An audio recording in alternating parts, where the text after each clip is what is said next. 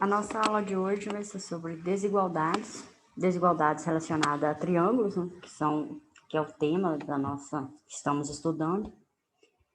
E as desigualdades estão feitas na parte do livro do CETERJ, na aula 7. Aí que vocês vejam lá algo que complementa o que eu falo, e também façam exercícios para fixar o conteúdo. Então, está na aula 7 do CETERJ. O primeiro resultado que vamos ver é o teorema do ângulo externo. Já usamos esse teorema, essa proposição na aula anterior. E o teorema do ângulo externo diz que um ângulo externo de um triângulo é maior que qualquer um dos ângulos internos não adjacentes. Então, na nossa figura aqui, temos um ângulo externo, ACD, e temos um ângulo interno, A. Então, esse ângulo ACD vai ser maior que o ângulo A. E também vai ser maior que o ângulo B. Vamos provar que ele é maior que o ângulo A. Então, temos o triângulo ABCD e um ponto D, tal que DCA seja o ângulo externo, né? E para provar que ele é maior que A. Seja M o ponto médio de AC, temos na nossa figura aqui o ponto M, e seja E o ponto tal que de B até M é igual à distância de M até E. Ou seja, de M até E é 2 vezes a distância de B até E. Então, temos aqui o nosso desenho novamente, o ponto M e o ponto E. Temos que os triângulos AMB, então AMB, AMB e CME, então CME, são congruentes, por quê? Pelo caso lado, ângulo, lado, porque esse ângulo aqui, ele é oposto pelo vértice, então eles são congruentes. Então, pelo caso lado, ângulo, lado, esses triângulos são congruentes. Como ACD é maior que ECM, por quê? ACD, esse ângulo marcado em vermelho embaixo, e o ângulo ECM é essa parte aqui menor. Mas se eu divido o ângulo maior vai ser a soma desses dois pedaços. Portanto, ele é maior. Então, segue que ACD é maior que A, por essa igualdade aqui de cima. Então, para provar que ACD... Então, provamos que ACD é maior que A, que é o que a gente queria provar, não é isso? Para provar que esse mesmo ângulo ACD é maior que B, fazemos o procedimento usando aqui o ponto médio do segmento BC. E seguimos de modo análogo. Então, provamos que o ângulo externo é maior que qualquer ângulo interno não adjacente. Bom, na proposição 2, vamos provar que a soma das medidas de quaisquer dois ângulos internos de um triângulo é menor que 180. Então, tem um triângulo, pego dois ângulos internos, eu sei que a soma deles vai ser menor que 180. A demonstração também é rápida. Então, vamos fazer aqui a demonstração. Seja θ o ângulo externo do triângulo ABC no vértice C, ou seja, θ aqui na figura. Pelo teorema do ângulo externo, θ é maior que B, porque B é um ângulo interno, não adjacente. Como θ e C são suplementares, temos a igualdade θ mais C igual a 180, que é essa igualdade aqui. E usando essa desigualdade que a gente olhou aqui do ângulo externo, que θ é maior que B, obtemos aqui que B mais C é menor que θ mais C. Então, a gente chegou no que queríamos provar, né? Que B mais C é menor que 180. Então, B mais C, esses dois ângulos de baixo, é menor que 180. Pela simetria dos vértices, né, no argumento usado, a gente obtém para os outros lados também. Bom, uma observação é que aquela igualdade que a gente conhece lá do ensino médio, que é a soma dos três ângulos internos de um triângulo é 180 graus, a gente vai provar ainda na nossa disciplina usando o teorema de Tales, né? Então precisa de paralelismo, de retas, precisa de mais propriedades. Por enquanto, provamos a desigualdade. Bom, vamos a algumas consequências desse resultado que acabamos de provar. é que todo triângulo possui pelo menos um ângulo agudo. Por quê? Se tiver dois triângulos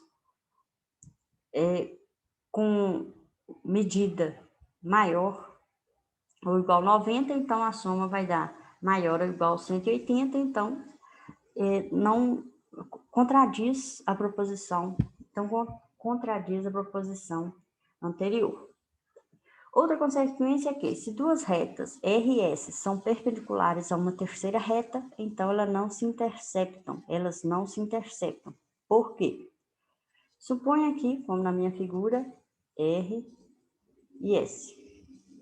E elas são, por hipótese, perpendicular a uma terceira reta. Se elas, então, vou colocar aqui um símbolo de perpendicular.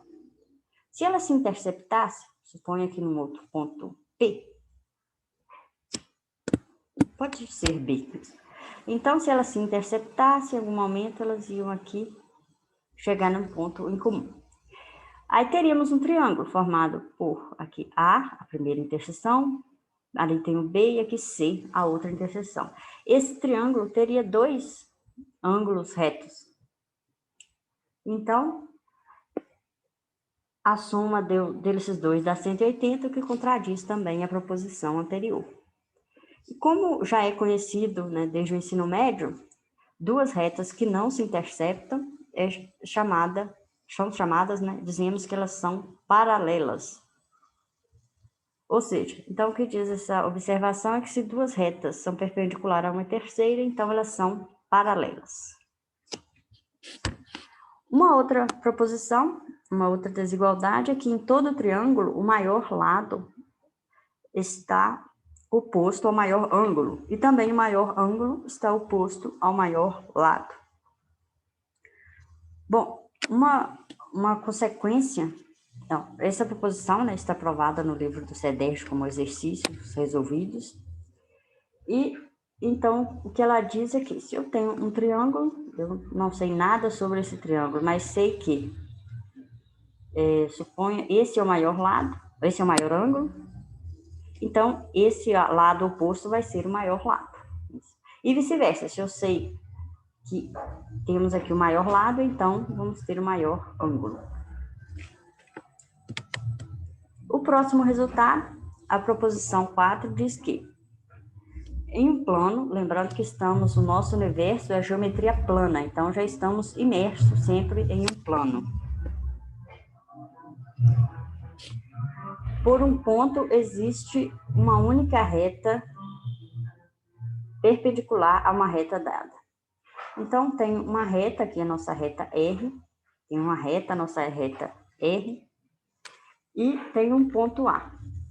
Essa proposição diz que, passando por A, eu tenho uma única reta que é perpendicular à reta R. Então, dado um ponto fora da reta, tem uma única perpendicular passando por esse ponto. Como provamos isso? Vamos provar primeiro a existência. Tem o ponto A fora da reta R e eu tomo B e C, quaisquer dois pontos distintos na reta. No semiplano, que não contém A, então, ou seja, do outro lado da reta R, considere a semirreta que forma um ângulo congruente a ABC. Então, construir essa outra semirreta de modo que esses dois ângulos sejam congruentes. E tracei o ponto A' aqui, de modo que a distância de B até A é a mesma distância de B até A'. A' nessa semirreta que eu acabei de construir. Continuamos aqui com a nossa figura, né? Então, a linha está de um lado e A do outro lado da reta. Então, tem um ponto aqui de interseção, o ponto P. Pelo caso lado, ângulo, lado, esse triângulo de cima e o de baixo são congruentes. Por quê? Temos um lado em comum, o ângulo de mesma medida, ou melhor, esse lado que é igual, o ângulo de mesma medida, e temos esse lado comum, que é o lado BP. Então, esses triângulos são congruentes, ou seja, esse ângulo aqui no vértice P ele é congruente, tanto a parte de cima com a parte de baixo. Como eles são suplementares, então a soma tem que dar 180, então ele serve 90. Continuando, falando da unicidade, então acabamos de provar a existência, né? Obtemos esse segmento que vale 90 graus, obtemos então a reta perpendicular. Agora vamos ver a unicidade. Se existissem duas retas perpendiculares, ou seja, vou fazer aqui um desenho, uma reta e duas retas perpendiculares, suponha, né, perpendiculares, passando por um determinado ponto. Então, vou até marcar aqui no meu desenho, suponha que esses dois ângulos fossem perpendiculares. O que aconteceria? Eu tenho dois ângulos de 90 graus, então somando os dois dá 180, então contradiz a proposição 2. Portanto, não pode ocorrer dois ângulos de 90 graus. Então, provemos a existência e unicidade de uma perpendicular. Dado um ponto fora da reta, né, passa uma única perpendicular por esse ponto. Esse ponto que construímos, o ponto P, ele é chamado pé da perpendicular baixado de A até R. E, consequência do resultado da proposição 2, a gente prova que de A até P, então temos aqui na nossa figura a perpendicular, então essa é a menor distância. Ou seja, A até P é menor ou igual a até Q para todo ponto Q aqui na reta R. Por quê?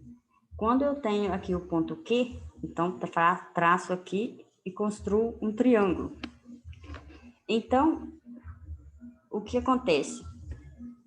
O ângulo reto é o maior ângulo, né? Porque como a soma de dois tem que estar menos que 180. Então, esse ângulo reto é o maior ângulo. Portanto, esse lado aqui de Q até A é o maior lado, esse lado em azul.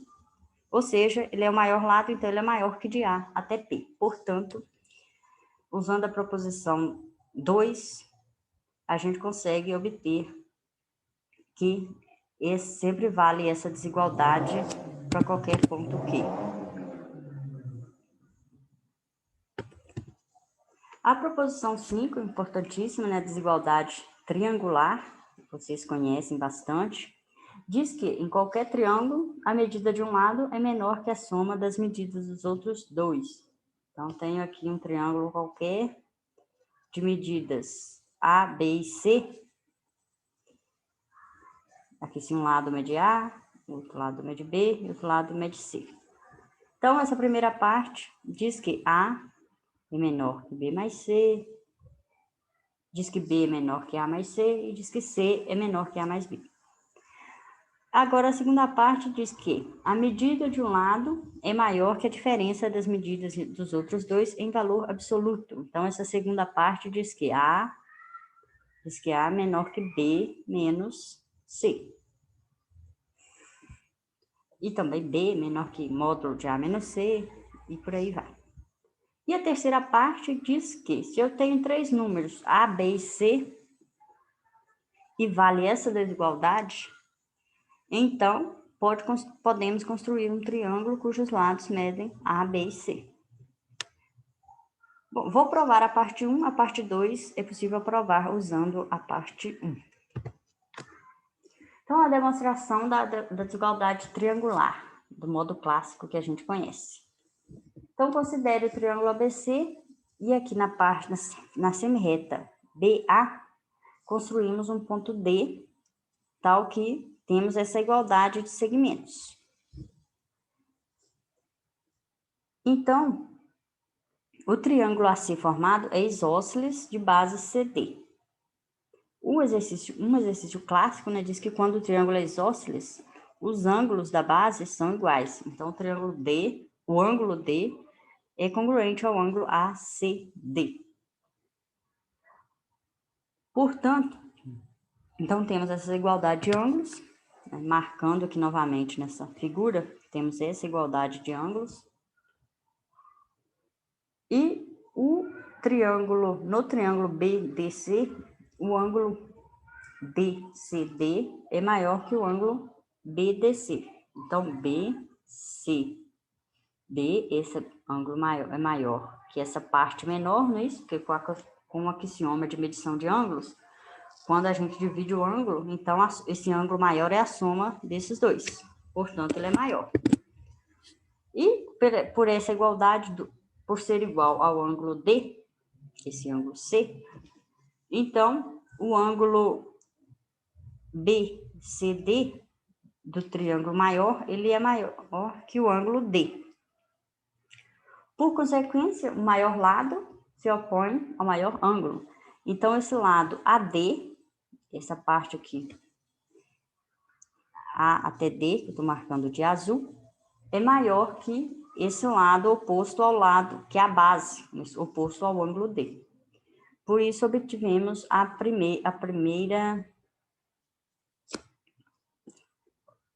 obtivemos que AD é menor que CBC. Então, aqui o ponto A divide o segmento BD, né? Então vale essa primeira igualdade. E AD é igual a C por construção. Isso. Então, trocamos aqui AD por AC. E concluímos, então, que BC, não é isso? A gente viu aqui que BC é menor que BD, porque o menor ângulo põe o menor lado. O maior ângulo põe o maior lado. Então, usando essa desigualdade aqui de vermelho e a de amarelo, a gente obtém a igualdade que a gente queria chegar, não é isso? Que BC é menor que a soma dos outros dois lados, que é AB mais AC.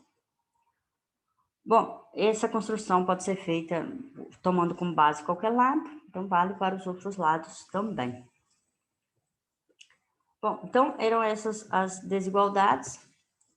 Temos a bibliografia e bons estudos.